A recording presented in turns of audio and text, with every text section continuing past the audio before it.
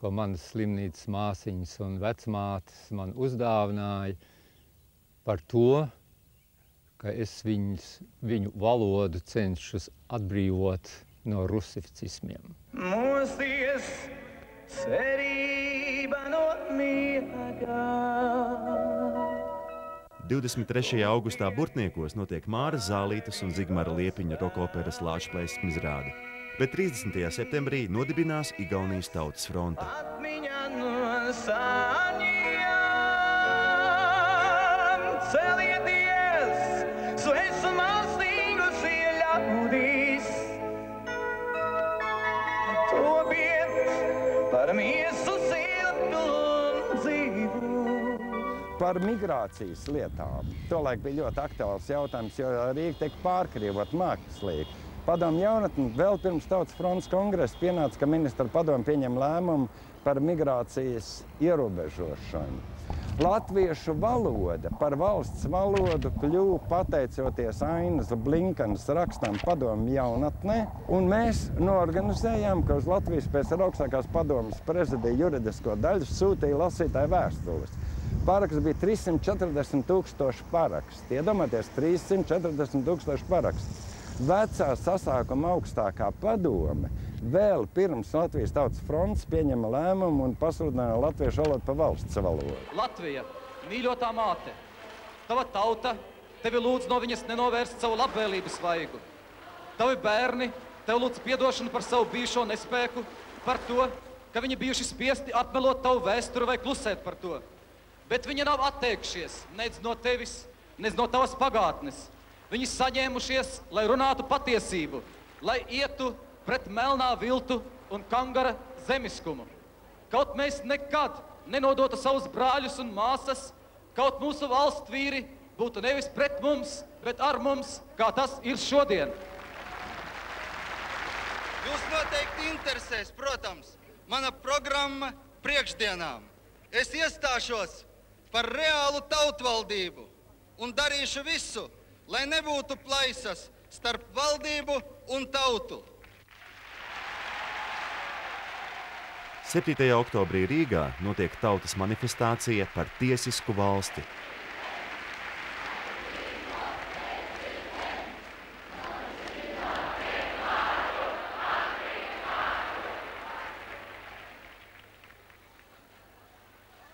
Godājamie klātesošie, es neceru uz jūsu aplausiem, es tikai gribu pateikt vienu. Esmu dzimis, audzis un visu mūžu strādājis Latvijā, un latviešu tautas likteņi man nav mazāk svarīgi, man nav mazāk sāpīgi. Es uzskatu, ar tīru sirdsapziņu es varu skatīties jums visiem acīs, jo savā darbībā latviešu tautai neko ļaunu es neesmu nodarījis, un arī turpmāk savā darbā centīšos nenodarboties. Paldies! Pie toreizējā Latvijas komunistiskās partijas sastāva Vagra tā galvenā funkcija bija būt par tādu kā, ziniet, kā bluķi, kā akmeni šo konservatīvo spēku ceļā. Viņa pat neko nedarot.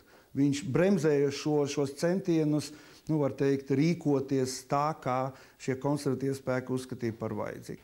Bērnības gēns mūsu zemapziņā ir spēcīgi ieprogrammēts. To mūsu tautā iedēstījuši pakļautības un apspiestības gadsimti. Jo mums jau ļoti ilgi nav mātes. Māte kā telpa, māte kā laiks, zeme, dzimtene, valsts.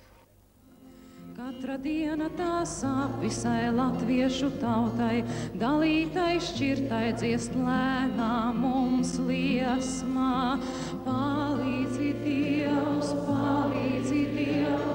visai latviešu tautai, saveto mājās pie Daugavas krastiem, saveto... Augstiem godājumiem Latvijas Tautas frontes dibināšanas kongresa delegāti, dārgie viesi no citām republikām un ārvalstīm, biedri, dāmas un kungi, draugi, domu biedri un citādi domājošie.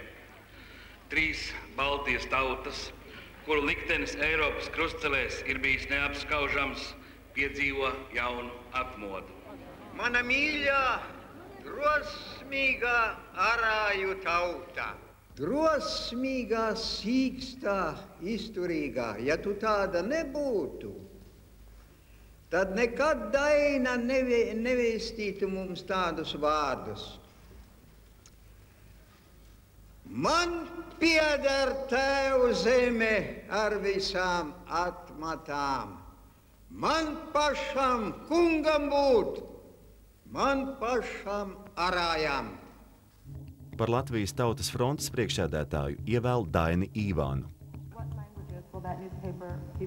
Ну, коммунистическая партия за то, чтобы остаться в Советском Союзе. Народный фронт, я понимаю. Однозначно тоже. Дайнис Иванс, председатель Народного фронта. Свободы Латвии, если об этом говорить, мы будем реализовать равноправной федерации суверенных Sovietskих Republik. Kompartijas uzskatīja, ka var veidot tautas kustību, kuru veidot sabiedriskas organizācijas, nekomunistiskas, kura būtu nepolitiska kustība un kas palīdzētu, teiksim, atbalstīt Gorbačova kursu. Tas šīs idejas iniciatoriem pēc tam nospēlēja par sliktu. Ja būtu pēc individuālo biedru principu veidot tautas fronti, varbūt būtu bijis daudz grūtāk izveidot masu kustību, jo bailes vēl cilvēkiem bija diezgan stipras. Un, teiksim, iestāties kādā organizācijā masveidā, teiksim, tā kā jau uz Tautas fronts kongresu jau bija ap 110 000 biedru, būtu bijis diezgan sarežģīti. Tas, ka šīs organizācijas izveidojās darba vietās, tas deva, teiksim, tādu tomēr apziņu, es neesmu viens. Bija jau noticis pirmais kongress, un es tajā arī nepiedalījos, bet ar domām atbalstīju visu to, jā. Un man meitas, viņas bija tādas Jankunas vecumā, teica, mamma, kā tu tā, te sēdi mājās, es toreiz mājās strādu, un neko nedaru, tu taču arī var kaut ko darīt. Un tad decembra sākumā, savā dzimšanas dienā, ar puķītiem aizgāja iestāties frontē.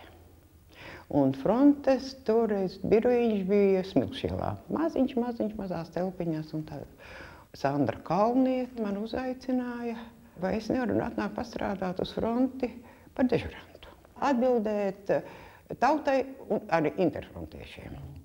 Latvijā svin brīvības pieminekļa un brāļu kapu ansambļa autora tēlnieka Kārļa Zāles 100-gadi un atjauno Latvijas Olimpisko komiteju. Notiek Latvijas Tautu fórums, kas atbalsta latviešu centienus, un iznāk Latvijas Tautas frontes laikraksts Atmoda, kas turpmāk būs visvairāk lasītā avīze Latvijā.